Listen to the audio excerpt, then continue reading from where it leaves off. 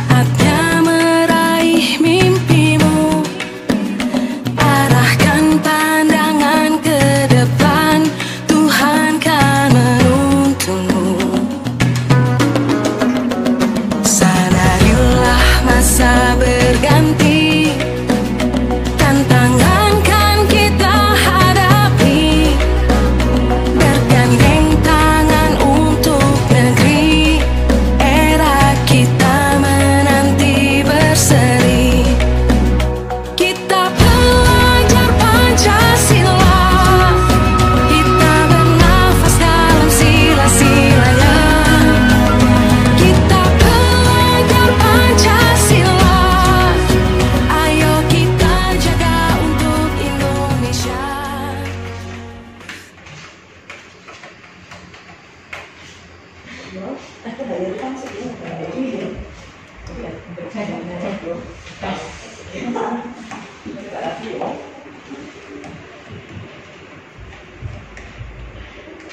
Assalamualaikum warahmatullahi wabarakatuh. Terima kasih Bapak Ibu, mohon maaf mengganggu waktunya. Yang terhormat Kepala SMP Negeri 2 Pengasih, Bapak Mardianto SPD, yang saya hormati Bapak Ibu Guru SMP Negeri 2 Pengasih. Terima kasih atas kehadiran Bapak Ibu semua dalam acara kecil-kecilan nih Bapak Ibu, pengimbasan dari program Guru Penggerak yang saya ikuti beberapa waktu terakhir dan masih dalam proses. Ini kebetulan ada tugas untuk mengimbaskan ke Bapak Ibu semua dan diminta untuk merekam dan mengunggahnya di channel YouTube, sehingga mungkin nanti wajah Bapak Ibu semua akan tampil di YouTube saya. Begitu Bapak Ibu. Terus kemudian pada kesempatan kali ini saya akan menyampaikan satu materi tentang budaya positif. Nah, ini Bapak Ibu, jadi dalam sebuah sekolah itu alangkah baiknya jika budaya positif itu tumbuh dan berkembang ya Bapak Ibu. Dalam materi yang kami pelajari di program Guru Penggerak ini ada satu materi budaya positif yang di dalamnya ternyata banyak sekali konsep-konsep inti yang bisa kita terapkan bersama di lingkungan sekolah kita. Konsep-konsep intinya, sebelum masuk ke sana saya ingin mengingatkan kita semua pada tujuan pendidikan, yang mana tujuan pendidikan menurut Ki Hajar Dewantoro. Ki Hajar Dewantoro itu saya yakin Bapak Ibu sudah tahu semua. Jadi pemikiran-pemikiran beliau yang terlahir berpuluh-puluh tahun yang lalu ternyata itu masih bisa kita gunakan sampai sekarang. Jadi pemikiran-pemikiran, filosofi-filosofi beliau yang dulu dulu dicetuskan oleh tokoh Indonesia, ternyata belum lama ini yang sedang digali kembali. Karena mungkin beberapa waktu terakhir justru kita mengacunya pada tokoh-tokoh dunia, tokoh-tokoh luar negeri, tetapi ternyata kita sendiri itu punya tokoh pendidikan yang sangat luar biasa pemikirannya, yang terlahir di zaman dulu, tetapi ternyata pemikirannya sangat bisa diterapkan di zaman sekarang. Ki Hajar Dewantoro hidup di zaman yang yang sudah sangat terdahulu, tetapi ternyata pemikirannya maju sekali. Begitu. Nah, ini salah satu tujuan pendidikan yang dirumuskan oleh beliau, oleh Ki Hajar Dewantoro, yaitu menuntun segala kodrat yang ada pada murid untuk mencapai keselamatan dan kebahagiaan yang setinggi-tingginya, baik sebagai individu maupun sebagai anggota masyarakat. Jadi ini tugas kita Bapak Ibu, tugas pendidik, tugas Bapak Ibu guru semua, tugas kita semua, yang mana kita diminta untuk menuntun murid-murid kita, menuntun anak didik kita sesuai dengan apa yang mereka miliki, kodrat yang ada pada diri mereka. Kita harus menyadari bahwa setiap individu setiap individu itu unik dan memiliki karakteristik sendiri. Kita tidak bisa menyamaratakan mereka, kita tidak bisa memukul rata, membuat standar-standar tertentu untuk mereka semua, karena mereka punya bakatnya sendiri, punya minatnya sendiri, punya keunikannya sendiri, dan punya kecerdasannya sendiri Bapak Ibu. Nah, itu yang diusung oleh kurikulum yang baru Merdeka Belajar, yang mana kita diminta untuk memfasilitasi mereka, menuntun mereka sesuai dengan kebutuhan belajar mereka. Begitu. Nah, ini untuk pengantar saja Bapak Ibu guru, mengingatkan kembali bahwa tujuan pendidikan itu benar-benar menuntun segala kodrat yang ada pada diri anak itu sendiri, bukan dari kita, bukan kita memaksakan anak itu harus begini, harus begitu, tidak. Kemudian ini konsep pertama dari budaya positif, yaitu tentang disiplin. Disiplin positif dan nilai kebajikan universal, yang mana makna disiplin di sini yaitu bertanggung jawab terhadap apa yang dilakukannya karena mereka mendasarkan tindakan mereka pada nilai-nilai kebajikan universal. Sebagai pendidik, tujuan kita adalah menciptakan anak-anak yang memiliki disiplin diri sehingga mereka bisa berperilaku dengan mengacu pada nilai-nilai kebajikan universal dan memiliki motivasi intrinsik bukan ekstrinsik. Jadi mereka melakukan sesuatu itu atas dorongan dari dalam, bukan dari luar Bapak Ibu. Jadi bukan atas perintah kita, bukan atas paksaan dari kita, bukan atas rayuan dari kita, tetapi bagaimana kita sebagai guru menumbuhkan dorongan untuk melakukan hal-hal yang baik itu dari dalam diri siswa itu sendiri. Saya punya satu ilustrasi Bapak Ibu, ini untuk pembuka saja. Jadi mengajak Bapak Ibu untuk membayangkan sebuah ilustrasi yang saya tuliskan di layar. Di sini ada satu kegiatan, 2 orang, 1A, A sebagai kita nih Bapak Ibu, itu mengepalkan salah satu tangan, kemudian Bapak Ibu membayangkan menyimpan yang ada di dalam genggaman kita adalah sesuatu yang sangat berharga dan ingin menjaga apa yang ada di dalam genggaman kita itu dengan sekuat tenaga. Kemudian teman kita, si B ini, itu kita beri tugas untuk mencoba membuka apa yang ada dalam kepalan tangan kita. Dan si B ini boleh dengan berbagai cara, boleh dengan merayu, boleh dengan mengintimidasi, menghardik, membujuk, menggoda, atau bahkan memberikan suap gitu ya Bapak Ibu, memberikan bayaran begitu. Nah, ini sebenarnya bisa juga kita praktekkan ke anak-anak. Dari ilustrasi ini Bapak Ibu, coba Bapak Ibu bayangkan kondisi seperti ini bisa kita kaitkan tidak dengan konsep yang tadi, motivasi intrinsik dan ekstrinsik. Kira-kira bagaimana Bapak Ibu? Ada yang bisa menanggapi ilustrasi ini?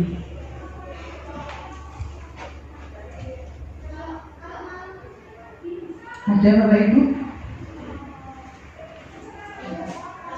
Kira-kira akan membuka dan tetap menggenggam tangan itu keputusan ada di siapa Bapak Ibu? Ada di siapa? Ada di si A, kita ya Bapak Ibu. Ya, itulah yang tadi saya sampaikan tentang motivasi intrinsik. Jadi keyakinan yang kita miliki, apapun pengaruh dari luar, tetapi kalau kita mempunyai keyakinan di dalam diri kita untuk mempertahankan bahwa nilai itu baik untuk kita, kita akan tetap kekeh meskipun kita dirayu, meskipun kita dipaksa, meskipun kita diintimidasi sekalipun, kita akan tetap kekeh mempertahankan apa yang kita anggap baik. Nah, itu yang sebenarnya kita terapkan ke anak didik kita. Anak didik kita disadarkan akan nilai-nilai kebajikan, nilai-nilai yang baik, norma-norma yang baik dari dalam hati dan diri mereka sendiri. Bukan karena kita yang merayu, bukan karena kita yang memaksa, bukan karena kita yang mengintimidasi, tetapi bagaimana kita menumbuhkan keyakinan di dalam diri anak tersebut. Nah, ini ke teori motivasi Bapak Ibu. Jadi setiap manusia, setiap orang itu memiliki motivasi untuk melakukan sesuatu. Kalau menurut Gassen di sini, teori motivasi itu ada tiga hal yang mendorong seseorang untuk melakukan sesuatu. Yang pertama, menghindari ketidaknyamanan atau hukuman. Yang kedua, mendapatkan penghargaan, pujian, hadiah atau keuntungan. Dan yang ketiga yaitu menjadi orang yang mereka inginkan atau menghargai diri sendiri dengan nilai-nilai yang mereka percaya. Nah, poin yang ketiga lah yang kita tanamkan ke anak-anak. Tidak hanya ke anak-anak, tapi ke diri kita juga Bapak Ibu. Jadi kita melakukan sesuatu itu bukan karena saya takut nanti dapat hukuman, saya takut kalau saya bersikap seperti ini kepada orang lain saya akan merasakan tidak nyaman, tidak enak, atau mungkin saya akan melakukan ini karena biar saya mendapat pujian dari Pak Margi, atau biar saya mendapat penghargaan atau mendapatkan hadiah misalnya. Tidak, tapi kita melakukan sesuatu itu karena memang kita yakini bahwa itu benar dan baik untuk kita, baik untuk semuanya. Nah, itu juga yang kita tularkan, kita tanamkan ke ke anak-anak kita. Jadi anak-anak bagaimana caranya agar mereka itu melakukan sesuatu apapun bentuknya itu karena mereka yakin akan nilai-nilai yang mereka percaya, bukan karena mereka ingin dapat imbalan atau mereka menghindari ketidaknyamanan. Sebagai contoh, mungkin praktek-praktek seperti ini sering kita lakukan di Bapak Ibu. Kita mengiming-imingkan sesuatu agar anak berbuat sesuatu. Sebagai contoh, siapa yang bisa menjawab nanti dapat apa, seperti itu. Itu iming-iming sebenarnya Bapak Ibu, penghargaan, imbalan. Nah, ketika tidak ada iming-iming, tidak ada hadiah atau yang lainnya, mereka akan malas-malasan karena tujuannya itu mereka melakukan adalah untuk mendapatkan imbalan atau sebaliknya menghindari hukuman. Saya tidak melakukan itu karena saya menghindari hukuman, bukan karena memang yakin bahwa itu tidak baik untuk saya. Nah, ini tentang teori motivasi. Nah, selanjutnya tentang hukuman dan konsekuensi Bapak Ibu. Jadi kalau menurut pemikiran Ki Hajar Dewantara, Nun Sewu ini saya sampaikan, saya hanya meneruskan di Bapak Ibu, mungkin bisa kita renungkan bersama bahwa di dalam Merdeka Belajar itu sebisa mungkin menghindari yang namanya hukuman dan penghargaan. Tetapi mungkin ini akan menjadi pro dan kontra nih Bapak Ibu, karena saya yakin tidak hanya di sini, dimanapun masih kental dengan semua itu. Tapi mari bersama-sama kita renungkan apakah baiknya praktek pemberian hukuman dan penghargaan itu masih layak kita berikan atau tidak. Itu kembali ke pemikiran kita masing-masing. Ini saya hanya menyampaikan tentang pemikiran dari Ki Hajar Dewantara, bukan dari saya pribadi ke Bapak Ibu. Saya membuka ruang untuk diskusi untuk kita semua. Apa yang baik mari kita terapkan bersama di sekolah kita. Nah, ini kita membedakan Bapak Ibu antara hukuman dan konsekuensi. Kalau hukuman itu bersifat tidak terencana atau tiba-tiba. Anak atau murid tidak tahu apa yang akan terjadi dan tidak dilibatkan untuk menentukan hukuman, tapi semata-mata dari guru.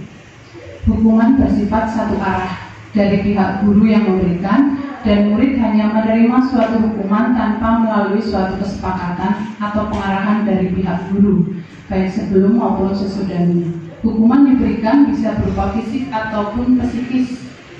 Murid atau anak itu akan tersakiti oleh perbuatan atau kata-kata kita. Sementara konsekuensi itu sifatnya sudah terencana atau sudah disepakati bersama, dibahas dan disetujui oleh murid dan guru. Umumnya bentuknya itu dibuat oleh pihak sekolah dan murid sudah mengetahui sebelumnya konsekuensi yang akan diterima bila ada pelanggaran. Pada konsekuensi, murid tetap dibuat tidak nyaman untuk jangka waktu pendek. Konsekuensi biasanya diberikan berdasarkan suatu data yang umumnya dapat diukur. Misalnya setelah 3 kali tidak mengerjakan tugas, pada batas waktu yang telah diberikan, murid melakukan kegiatan di luar kegiatan pembelajaran, misalnya ngobrol dan lain sebagainya, itu akan memperoleh konsekuensi sesuai yang disepakati antara guru dan murid. Mungkin mengerjakan lebih banyak atau yang lainnya, tapi itu sudah disepakati bersama. Nah, ini bedanya hukuman dan konsekuensi, Bapak Ibu. Nah, ini untuk latihan ada beberapa tindakan, ada beberapa situasi dari perbedaan hukuman dan konsekuensi. Kira-kira Bapak Ibu bisa membedakan tidak, mana yang termasuk golongan hukuman, mana yang konsekuensi. Tidak usah langsung dijawab, cukup dibatin saja Bapak Ibu. Kira-kira nanti coba, saya punya kuncinya, di slide berikutnya ada kuncinya. Kira-kira nanti jawaban dari Bapak Ibu benar apa masih kurang tepat. Jadi di sini ada sekitar 8 situasi. Yang pertama, mencatat 100 kali di dalam buku kalimat "saya tidak akan terlambat lagi karena terlambat ke sekolah". Karena terlambat ke sekolah, dia mendapatkan tindakan dari guru mencatat 100 kali "saya tidak akan terlambat lagi" di sebuah kertas. Nah, itu termasuk hukuman atau konsekuensi. Nah, coba Bapak Ibu silakan untuk dibaca dulu, kemudian jawabannya disimpan dalam hati. Nah, ini dia jawabannya Bapak Ibu. Kalau sudah betul semua, artinya Bapak Ibu sudah bisa memahami mana hukuman dan mana konsekuensi.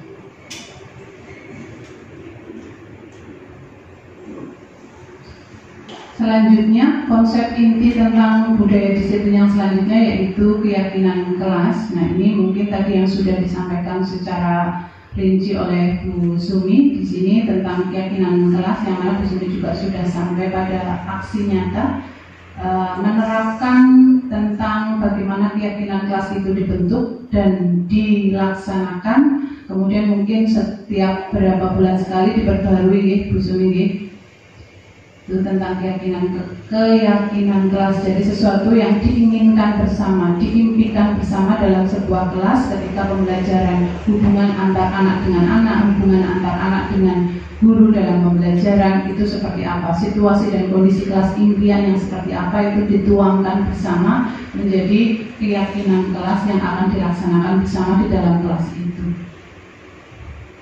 Kemudian kebutuhan dasar manusia, konsep inti tentang budaya disiplin selanjutnya. Kebutuhan dasar manusia itu ada 5: bertahan hidup, penguasaan, kasih sayang, kebebasan, dan kesenangan. Nah, kenapa kok di dalam budaya disiplin ini ada konsep inti tentang kebutuhan dasar manusia? Ini sangat berguna untuk kita Bapak Ibu. Guru ketika menghadapi siswa, apalagi untuk siswa yang bermasalah, itu seandainya kita tahu kebutuhan dasar anak itu apa, maka kita bisa memberikan penanganan yang baik untuk mereka. Jadi ketika ada sebuah kasus yang terjadi di anak, kemudian kita melakukan penelusuran apa sih sebenarnya kebutuhan anak yang belum tercukupi sehingga anak itu melakukan tindakan seperti itu. Nah, kalau kita bisa memenuhi kebutuhan mereka, maka insya Allah nanti permasalahan-permasalahan itu bisa kita minimalisasi. Nah, kemudian ini Bapak Ibu, ini juga tidak kalah penting tentang 5 posisi kontrol. 5 posisi kontrol seorang guru terhadap siswa. Yang pertama, sebagai penghukum, pembuat merasa bersalah. Kemudian teman, ini yang ketiga teman ya Bapak Ibu, teman, kemudian pemantau dan manajer. Dari 5 posisi kontrol ini yang disarankan adalah posisi manajer. Mungkin Bapak Ibu bisa membaca dari deskripsi ini, kemudian merefleksi diri Bapak Ibu. Selama ini kita ada di posisi mana sih dari 5 posisi kontrol ini? Ketika menghadapi siswa di kelas maupun di luar kelas dengan berbagai permasalahan yang ada pada siswa, kita berada di posisi kontrol yang mana? Kalau kita masih berada di posisi kontrol pertama sebagai penghukum, itu kita patut untuk belajar lagi Bapak Ibu, karena di sini ada 5 posisi kontrol dan yang disarankan adalah posisi manajer. posisi manajer ini yang disarankan, walaupun mungkin kita bisa memix apa namanya ya, mencampur gitu Bapak Ibu, mencampur beberapa posisi yang ada di sini. Ketika kita berada di posisi manajer, mungkin kita butuh posisi sebagai teman, kita boleh mencampurnya di sana. Nah, kemudian posisi manajer itu bisa dengan segitiga restitusi. Jadi posisi manajer tadi ini bisa kita lakukan, ada tahapan yang bisa kita lakukan, yaitu restitusi, segitiga restitusi yang meliputi 3 langkah: menstabilkan identitas, validasi tindakan salah, dan menanyakan keyakinan. Ini tahapan-tahapan yang bisa kita lakukan untuk kita mengatasi berbagai permasalahan yang dihadapi oleh anak-anak kita. Apalagi anak-anak yang mungkin sering melakukan kesalahan atau melanggar peraturan-peraturan yang ada di sekolah. Itu bisa kita menggunakan strategi restitusi untuk menyelesaikan semua itu. Nah, kemudian mungkin itu tentang konsep inti budaya positif di sekolah. Nah, dari beberapa konsep inti itu, saya mencoba untuk melakukan aksi nyata, menerapkan beberapa konsep itu. Yang saya pilih adalah restitusi, Bapak Ibu. Kalau tadi Bu Sumi memilih keyakinan kelas, kemudian saya memilih yang restitusi. Nah, kenapa kok saya memilih restitusi? Masalah apa yang saya bidik di sini adalah mengenai keterlambatan siswa. Jadi dari data yang saya ambil, yang pertama di bulan Agustus kemarin, 3 minggu pertama 2 dan 3 itu ada 31 kasus keterlambatan siswa, sehingga saya menyoroti hal itu. Saya pikir permasalahan ini butuh untuk segera ditangani. Selain daripada itu, ternyata Pak Latif sebagai guru BK juga sering mengeluh, Bapak Ibu banyak sekali yang terlambat, dan yang terlambat itu saja, sehingga saya mencoba untuk melakukan aksi nyata dengan menerapkan segitiga restitusi. Tujuannya menanamkan karakter disiplin bagi siswa, membangun kolaborasi antara guru dan siswa, dan menumbuhkan budaya positif. Kemudian tolak ukur keberhasilannya yaitu berkurangnya atau bahkan bisa sampai tidak adanya lagi kasus keterlambatan siswa dan terjadinya kolaborasi antara guru dan murid. Itu tolak ukur keberhasilan dari aksi restitusi. Nah, ini untuk dokumentasinya Bapak Ibu. Jadi setiap hari saya setelah menyambut anak-anak, saya menyempatkan diri untuk menunggu beberapa anak yang barangkali ada yang terlambat di depan gerbang sekolah di sana. Kemudian saya beri pengarahan secara klasikal terlebih dahulu. Kemudian saya minta mereka untuk mengisi surat izin masuk ke kelas. Baru setelahnya, karena proses restitusi itu ternyata membutuhkan waktu, Bapak Ibu, tidak bisa dalam 1 menit, 2 menit, 5 menit, 10 menit, tetapi butuh waktu panjang, sehingga saya harus menyempatkan waktu untuk mereka, memanggil satu persatu dan merestitusi mereka. Dari proses restitusi ini, saya lebih bisa mengenal anak-anak kita dengan dengan lebih mengenal mereka, maka kita akan bisa membantu mereka untuk menemukan solusi-solusi kenapa kok mereka sering terlambat. Nah, dari situ kita menggali beberapa informasi, kemudian kebutuhan-kebutuhan apa sih yang ternyata mereka butuhkan, seperti itu. Tetapi ternyata tidak semua anak bisa seterbuka yang kita inginkan, Bapak Ibu. Ada beberapa anak yang memang ketika kita tanya itu berusaha menutupi, kemudian jawabannya itu tidak berkembang, cuma iya tidak maaf, seperti itu. Nah, ini menantang untuk kita lebih menggali lagi kenapa kok bisa seperti itu. Nah, ini Bapak Ibu untuk hasil dari aksi nyata strategi penanganan siswa yang datang terlambat ke sekolah dengan menggunakan restitusi. Di minggu ini ada peningkatan, ada penurunan angka keterlambatan meskipun belum signifikan karena memang saya belum bisa memanggil satu persatu dari mereka, semuanya terbatas waktunya Bapak Ibu, jadi mudah-mudahan ke depan bisa lebih meluangkan waktu untuk mereka. Kemudian tindak lanjutnya saya berharap strategi restitusi ini tidak hanya kita gunakan untuk penanganan kasus-kasus anak yang terlambat, tetapi mungkin ke semua kasus yang muncul di sekolah kita. Mungkin itu Bapak Ibu yang bisa saya sampaikan. Ada kurang lebihnya saya mohon maaf. Mungkin nanti saya buka sesi tanya jawab ya Bapak Ibu. Terima kasih atas perhatiannya. Wassalamualaikum warahmatullahi wabarakatuh.